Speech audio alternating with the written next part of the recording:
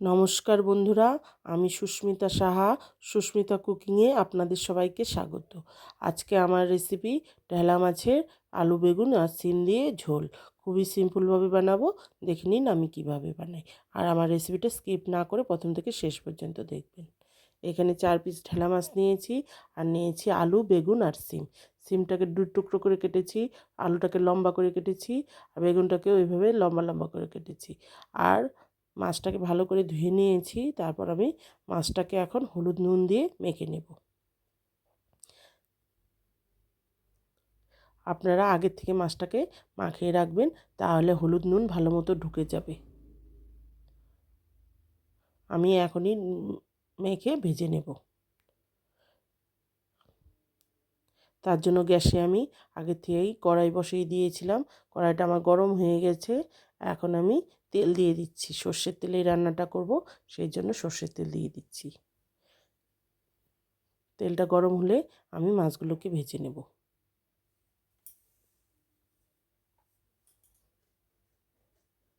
আমি একবারেই ভাজবো মাছগুলো সব।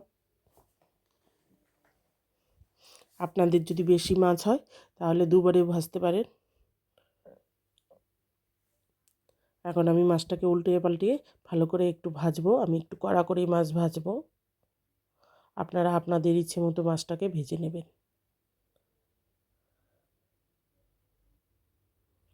আর এই মাছটা খেতে একদম ইলিশ মাছের মতো লাগে। যদি না খেয়ে থাকেন এইভাবে করে খাবেন, দেখবেন খেতে খুবই ভালো লাগে।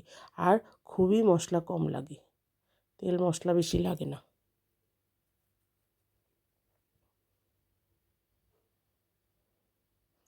দেখুন আমি মাছগুলোকে কড়া করে একটু ভেজে নিয়েছি। ওই তেলের মধ্যেই আমি বেগুন ভেজে নেব। বেগুনগুলোকে আমি হলুদ নুন দিয়ে মাখিয়ে রেখেছিলাম। এখন বেগুনগুলোকে ভেজে নিচ্ছি।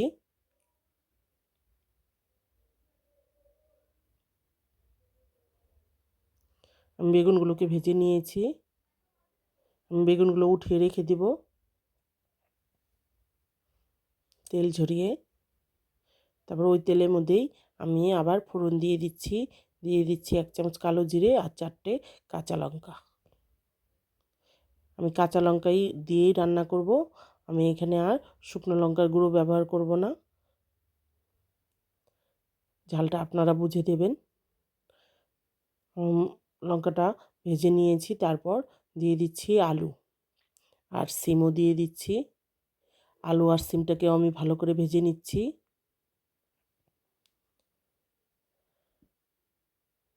আলু আর সিম যাতে ভাজতে ভাজতে সেদ্ধ হয়ে যায় সেভাবে ভেজে নিতে হবে।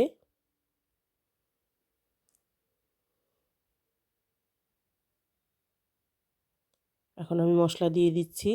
এখানে বেশি মশলা লাগে না। 1/2 চামচ হলুদের গুঁড়ো আর 1/2 চামচেরও কম আমি জিরের গুঁড়ো দিয়েছি। আর দিচ্ছি কালারের জন্য একটু কাশ্মীরি লঙ্কার গুঁড়ো 1 চামচের মতো। আর দিচ্ছি পরিমাণ মতো লবণ। আমি এখানে 1 চামচ লবণ দিয়েছি। আপনারা বুঝে লবণটা দেবেন, পরিমাণ বুঝে। তারপর আমি মশলাটাকে ভেজে নিচ্ছি। মশলাটাকে একটু ভেজে তারপর আমি জল দিয়ে দিয়ে কষাবো।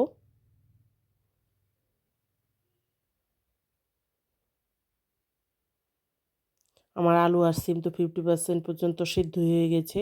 আবার কষাতে কষাতে আরেকটু সেদ্ধ হয়ে যাবে। আর মশলাটাও কষতে কষতে একদম কালারটা চেঞ্জ হয়ে যাবে। যত মশলা কষাবেন তত খেতে ভালো লাগে।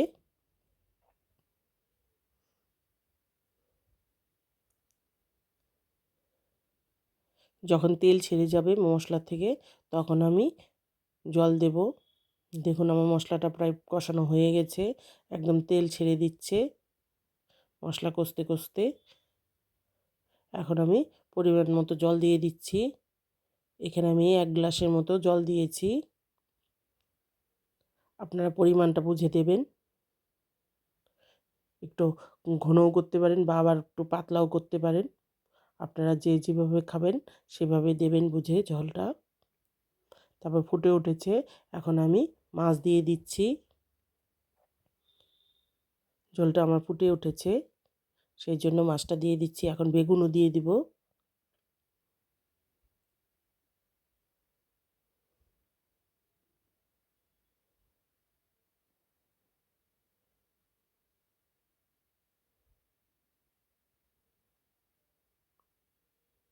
বেগুনগুলোকে এইভাবে চারদিকে ছড়িয়ে দিতে হবে।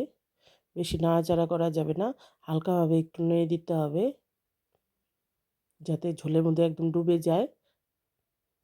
তারপর ঢাকা দিয়ে এখানে 10 মিনিট হতে দিব, আর গ্যাসের ফ্লেমটা একদম লোতে করে দেব।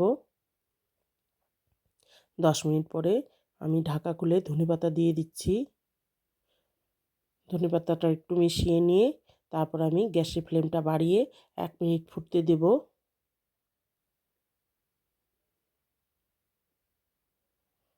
আবারও হালকা হাতে নাড়াচাড়া করে দিতে হবে। বেশি ঘাটা যাবে না, তাহলে বেগুন টেগুনগুলো ভেঙে যাবে, মাছ আর বেগুন। সেই জন্য হালকা হাতে এভাবে নাড়াচাড়া করে দিতে হবে। দেখুন আমি ধনেপাতাটা মিশিয়ে নিয়েছি। 1 মিনিট ফুটিয়ে নেব। তারপর আমি গ্যাসটা বন্ধ করে স্ট্যান্ডিং টাইমে রেখে দিব 2-3 মিনিটের জন্য ঢাকা দিয়ে। তারপর আমি পরিবেশন করব। যদি আপনারা ঢেলা মাছ না করে থাকেন, এভাবে করে খাবেন, দেখবেন খেতে খুবই ভালো লাগে। আর আমার রেসিপিটা যদি ভালো লাগে, প্লিজ একটা লাইক করবেন, শেয়ার করবেন বন্ধুদের সঙ্গে, আর আমাকে উৎসাহিত করে নতুন রেসিপি পাওয়ার জন্য প্লিজ একটা সাবস্ক্রাইব করবেন, আর পাশে থাকা বেল আইকনটি প্রেস করবেন। আমি যখনই কোনো নতুন রেসিপি দেব, সবার প্রথমে আপনাদের সামনে পৌঁছে যাবে। আর যদি ফেসবুক থেকে দেখেন, ফলো করবেন। ধন্যবাদ।